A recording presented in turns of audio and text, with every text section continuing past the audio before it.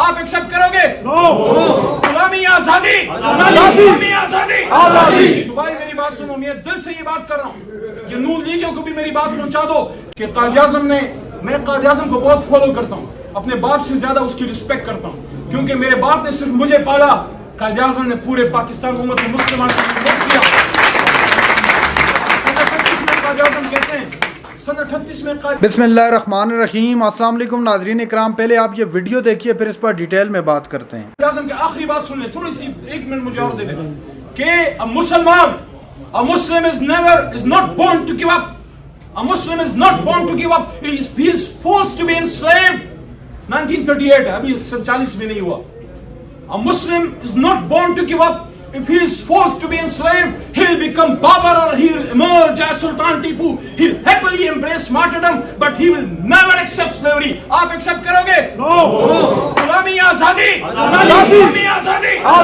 तो भाई मेरी बात सुनो, मैं दिल से ये बात कर रहा हूँ, ये नून लीगियों को भी मेरी बात पहुंचा दो कि अगर ये साजिश शहबाज साहब के खिलाफ भी होती, शहबाज शरीफ साहब उस वक्त हमारे मुल्क के अपोजिशन लीडर थे, अगर अमेरिका से शहबाज साहब के खिलाफ डिक्टेशन आती, अली मोहम्मद उधर फिर खड़ा होता।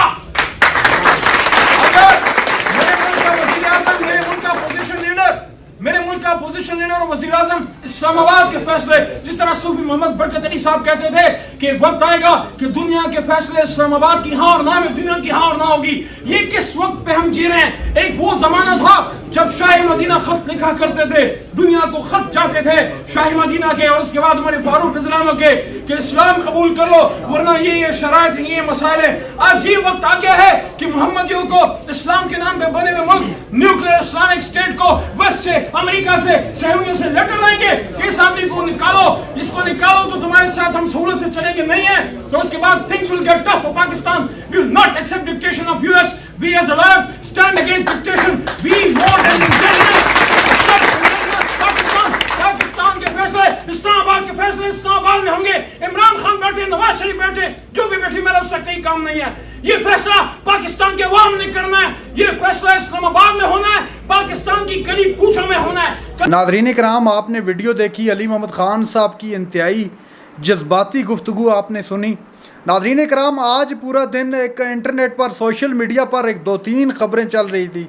एक तो पिछले व्लॉग में मैंने आपको बताया कि इमरान खान की डीलिंग के हवाले से, इमरान खान की मुलाकात के हवाले से कि इमरान खान की मुलाकात हो चुकी है, डील कर ली है सदर आरिफ अलवी के साथ और दीगर शख्सियात के साथ। उस पर तो खैर मैं मज़ीद डिटेल में नहीं जाऊँगा चूँकि पिछला व्लॉग मैंने उसी पर किया था।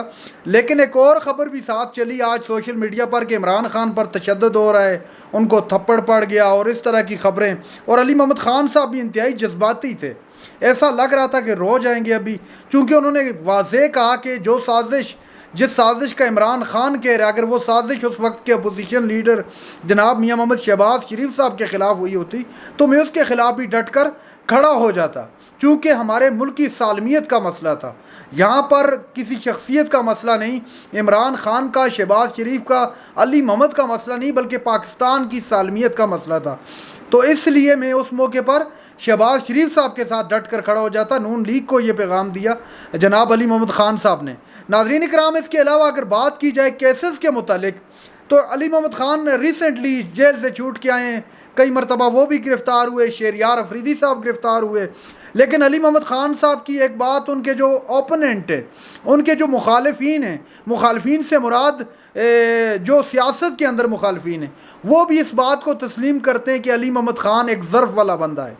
आपको याद होगा वो दिन, वो तकरीर अली मोहम्मद खान साहब की जब इमरान खान का पाकिस्तान की हुकूमत में आखिरी दिन था, तहरीक इंसाफ का हुकूमत में आखिरी दिन था, पूरी क़ियादत, पूरी पार्टी कौमी असम्बली को छोड़कर चली गई, लेकिन ये शख्स पूरे ग्रेस के साथ, पूरी दलेरी के साथ वहाँ पर डट कर खड़ा रहा और वहाँ पर जो है उन्होंने तकरीर भी की, जिसके बाद उनका शेर भी बड़ा मशहूर हुआ था, चलते हैं दबे पाँव कि कोई जाग ना जाए, ग़ुलामी के असीरों की यही ख़ास अदा है, होती नहीं जो कौम हक़ बात पर यकजा, उस कौम का हाकिम ही फ़कत उसकी सज़ा है। तो ये शेर बड़ा मकबूल हुआ था बाद में। नाज़रीन इकराम, ये थी आज की हमारी वीडियो। चैनल पर जो नए, चैनल को सब्सक्राइब कर लें। अगली वीडियो तक के लिए अल्लाह हाफ़िज़।